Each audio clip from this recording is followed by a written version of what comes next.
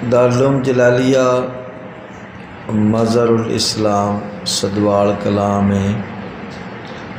کی طرف سے یہ 27 روزہ تربیتی فقہی نشستیں جن کا انتظام و انصرام قاری رضا المصطفیٰ جلالی صاحب نے کیا ہے، اللہ تبارک و تعالی ان کی کاوش کو قبول و منظور فرمائے۔ تو آج 9واں دن ہے، قربانی کے مسائل کا ذکر خیر جو ہے وہ جاری و ساری ہے۔ جی بسم اللہ الرحمن الرحیم، الصلاۃ والسلام علیک یا سیدی یا رسول اللہ وعلی آلک و اصحابک یا سیدی یا حبیب اللہ۔ دارالعلوم جلالیہ رضویہ کے زیر اہتمام جلالیہ سسٹم آف مدارس پاکستان کے تحت 27 روزہ ترتیبی کورس، جس میں عظیم مفتی اہل سنت محقق دوران حضرت علامہ مفتی محمد عزیز اللہ صاحب جلالی آپ کرم نوازی فرماتے ہیں، اور قربانی کے مسائل کا آج دوسرا دن ہے، جس کے لیے پہلا سوال ہے کہ اگر کوئی قربانی کر رہا ہو تو عید الاضحیٰ کا چاند نظر آنے کے بعد تو کیا اس کے لیے بال اور ناخن وغیرہ کو کاٹنا منع ہے؟ جی بسم اللہ الرحمن الرحیم۔ قربانی یعنی ذی الحج شریف کا چاند جب نظر آ جائے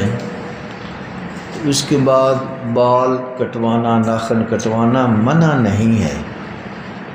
وہ کٹوا سکتا ہے۔ البتہ ذی الحج شریف کا چاند نظر آنے سے لے کر عید الاضحیٰ کی نماز ادا کر کے قربانی ذبح کر کے اس کے بعد حجامت بنوائے گا، ناخن کٹوائے گا، تو اسے دوہری قربانی کا ثواب ملے گا۔ یعنی ایک جو قربانی کا جانور ذبح کر رہا ہے اس کا ثواب، اور ایک جو اس نے یہ مستحب کا عمل کیا ہے، اس مستحب پر عمل کرنے کا اسے یہ ثواب ملے گا۔ اور حضور علیہ الصلوۃ والسلام نے فرمایا کہ اگر کوئی میرا امتی جو قربانی کی استطاعت نہیں رکھتا، قربانی کا جانور نہیں خرید سکتا، تو اب اس پر عمل کرے گا، ذی الحج شریف کا چاند نظر آنے سے لے کر عید الاضحیٰ کی نماز ادا کر کے اس کے بعد وہ حجامت بنوا لے، اسے پوری قربانی کا ثواب مل جائے۔ البتہ منع کس کے لیے ہے؟ فقہاء کرام نے فرمایا کہ جو بندہ لگاتار پے در پے 40 روز تک حجامت نہ بنوائے وہ گناہ گار ہے۔ تو چاند طلوع ہونے سے پہلے اس نے 31 دن تک حجامت نہیں بنوائی، تو 10 دن یہ ہو گئے، اب یہ تو 41 دن اس کے پورے ہو جائیں گے، 40 سے بڑھ جائے گا، لہذا اس مستحب پر عمل کرنے کے لیے وہ اس گناہ میں شامل نہیں ہو سکتا، کیونکہ اب وہ تو گناہ گار ہوگا کہ حجامت 40 دن سے بڑھ گئی اس کی، لہذا وہ مجرم ہوگا، گناہ گار ہوگا، اس کے لیے منع ہے۔ باقی جو لوگ ہیں ان کے لیے یہ عمل کرنا مستحب ہے اور بہت بڑا ثواب ہے۔ جی کیا نبی کریم صلی اللہ علیہ وسلم کی طرف سے قربانی کی جا سکتی ہے؟ جی قربانی سرکار دو عالم صلی اللہ علیہ وآلہ وسلم کی بارگاہ میں ہدیہ پیش کرنا یہ بہت بڑی سعادت ہے، اور وہ بڑے خوش قسمت خوش بخت لوگ ہیں جو اپنی قربانی ادا کر کے ساتھ سرکار دو عالم صلی اللہ علیہ وآلہ وسلم کی بارگاہ میں بھی پیش کرتا ہے، تو یہ بہت بڑی سعادت ہے۔ حضرت علی المرتضیٰ شیر خدا رضی اللہ تعالی عنہ آپ ہر سال 2 قربانیاں ذبح فرمایا کرتے تھے، ایک اپنی طرف سے اور ایک سرکار دو عالم صلی اللہ علیہ وآلہ وسلم کی طرف سے۔ کیا بات ہے۔ تو اب جو بندہ حضور علیہ الصلاۃ والسلام کی بارگاہ میں قربانی کا ہدیہ پیش کرے گا، اسے حضرت علی المرتضیٰ شیر خدا رضی اللہ تعالیٰ عنہ کی اس عمل مبارک پر سنت کی ادائیگی کا ثواب بھی ملے گا کہ حضور علیہ الصلاۃ والسلام نے فرمایا کہ میرے عمل جو ہے، میری سنت بھی تمہارے لیے ضروری ہے اور میرے خلفائے راشدین کی سنت بھی تمہارے لیے ضروری ہے۔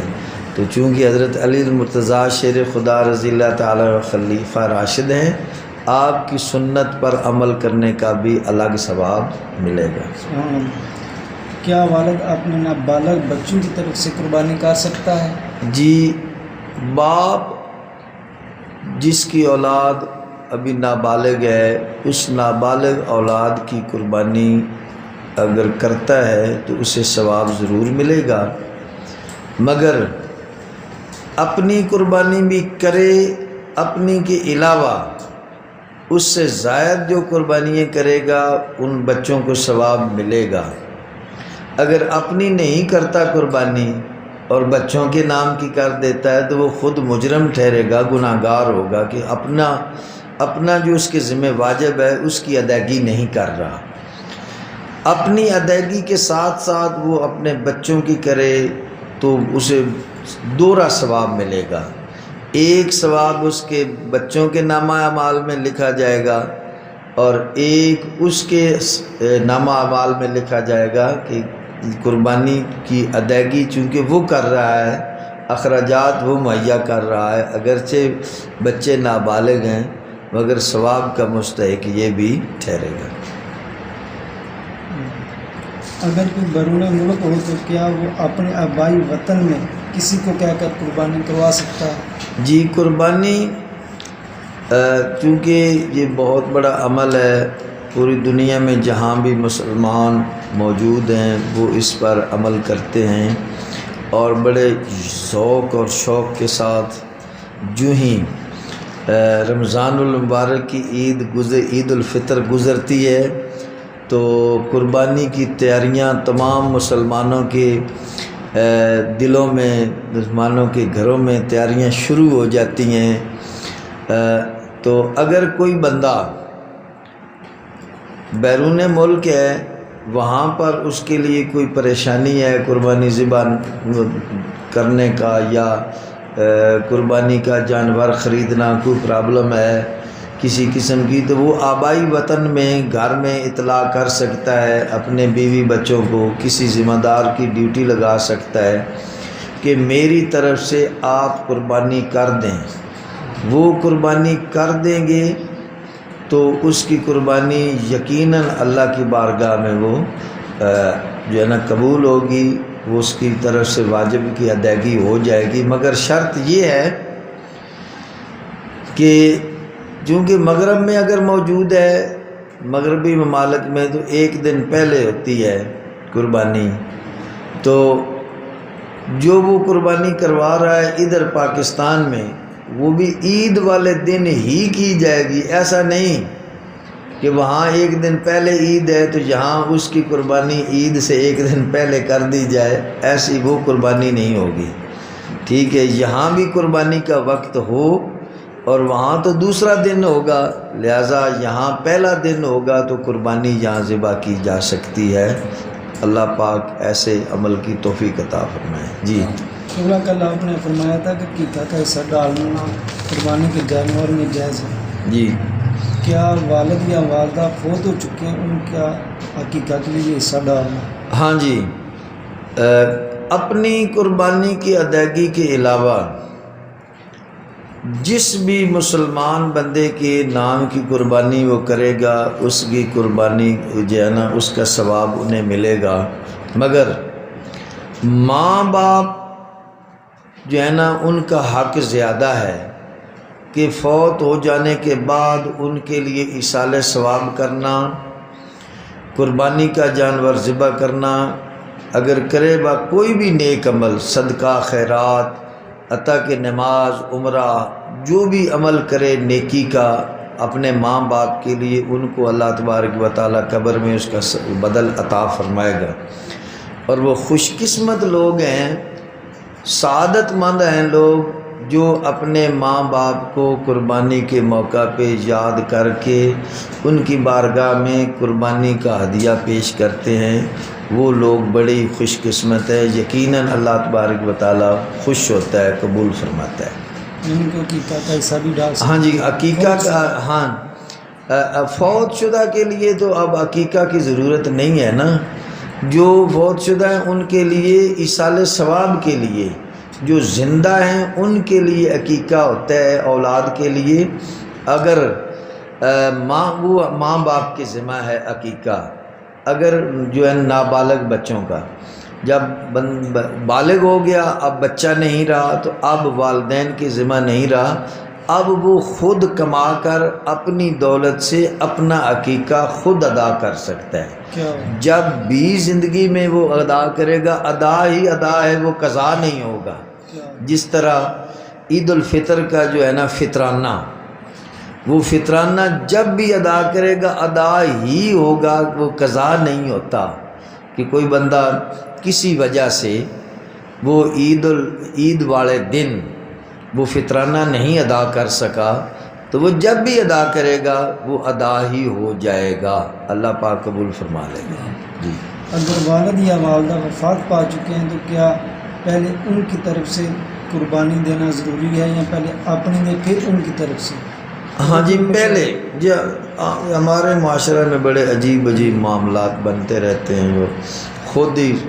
سوچ کے نئے نئے مسائل بناتے رہتے ہیں۔ قربانی کی ادائیگی ہر سال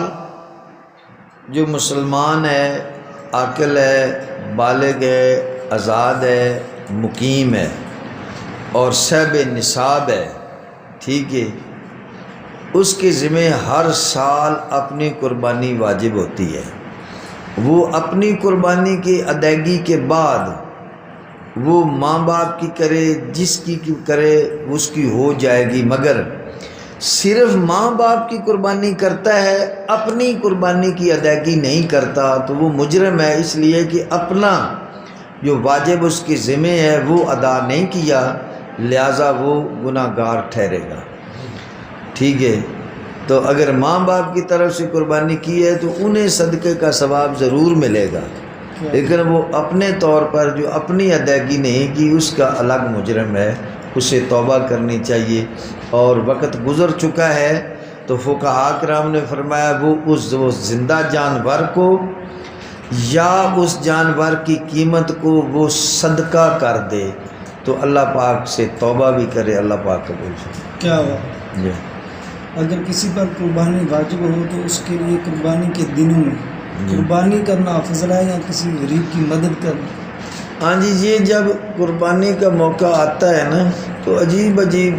سوالات اٹھتے ہیں۔ جب میلاد شریف کا موقع آتا ہے تو اس وقت بھی یہ سوال، شر پسند لوگ جو ہیں، فتنہ پرور لوگ جو ہیں وہ یہ سوال کرتے ہیں کہ جی جو میلاد شریف پہ اتنا اخراجات کیے ہیں وہ کسی غریب کی مدد کر دی جائے، جو اتنے جانور ذبح کیے جا رہے ہیں وہ غریبوں کی مدد کر دی جائے۔ ارے اور پورا سال نہیں پڑا ہوا تو غریبوں کی مدد کے لیے پورا سال پڑا ہوا ہے۔ حضور علیہ الصلاۃ والسلام کا فرمان علی شان ہے کہ عید والے دن جو قربانی ذبح کرنا ہے یہ سب سے بڑا عمل ہے۔ اگر اس کو چھوڑ کر کوئی بندہ پوری روئے زمین کی دولتوں کو اگر فرض کیا کہ پوری روئے زمین سونا کی بن جاتی ہے، پہاڑوں سمیت، وہ سارا کا سارا سونا غریبوں پر صدقہ کر دیا جاتا ہے تو وہ ثواب نہیں ملے گا جو ایک قربانی ذبح کرنے میں، ٹھیک ہے۔ اس لیے قربانی والے دن قربانی ہی ذبح کی جائے گی، اس میں حکمت ہے اللہ تبارک و تعالیٰ کی۔ اور پھر جو قربانی جانور ذبح کیے جاتے ہیں اب ان میں برکت دیکھیے نا کہ قربانی کے جانور جتنے بھی حلال ہیں، بھیڑ، بکری، گائے، بھینس، اونٹ، یہ قربانی کے جانور ہیں نا، یہ بلا ناغہ ذبح ہو رہے ہیں گوشت کے لیے، ٹھیک ہے۔ تو ہر سال لاکھوں کی تعداد میں قربانی والے دنوں میں بھی ذبح ہوتے ہیں، ٹھیک ہے، اور عموماً گائے بھینس جو ہے وہ ایک ایک بچہ دیتی ہیں، اونٹ بھی ایک بچہ دیتا ہے، بکریاں کبھی 2 3 4 بھی دے لیتی ہیں، لیکن روئے زمین پر دیکھ لو سب سے بڑے ریوڑ جو ہیں نا ان حلال جانوروں کے جو اللہ کے نام پہ قربان ہو رہے ہیں۔ برکت دیکھیے، بھیڑوں بکریوں کی جا بجا، گائے بھینسوں کے جا بجا ریوڑ موجود ہیں، مگر جتنے حرام جانور ہیں جو اللہ کے نام پر ذبح نہیں ہوتے، حالانکہ جو حرام جانور ہیں وہ ایک وقت میں بچے زیادہ دیتے ہیں، ٹھیک ہے، یہ جو عام مشہور ہے بھی کتیا کے ہاں 8 بچے اور جو سورنی ہے اس کے ہاں 12 بچے یا کم و بیش ہوتے ہیں، ٹھیک ہے، جتنے حرام جانور ہیں ان کے ہاں بچوں کی تعداد زیادہ ہوتی ہے، لیکن اس کے باوجود اتنے ریوڑ کہیں بھی نہیں دکھائی دیتے، اس لیے کہ وہ اللہ کے نام پر قربان نہیں نہ ہو سکتے۔ جو حلال جانور ہیں اللہ کے نام پہ قربان ہوتے ہیں نا، تو اب دیکھیے ان کی کتنی بڑی برکت ہے۔ جس طرح حضرت سیدنا امام حسین رضی اللہ تعالیٰ عنہ جو سید ہیں، جو سردار ہیں جنت کے نوجوانوں کے، تو کربلا معلیٰ میں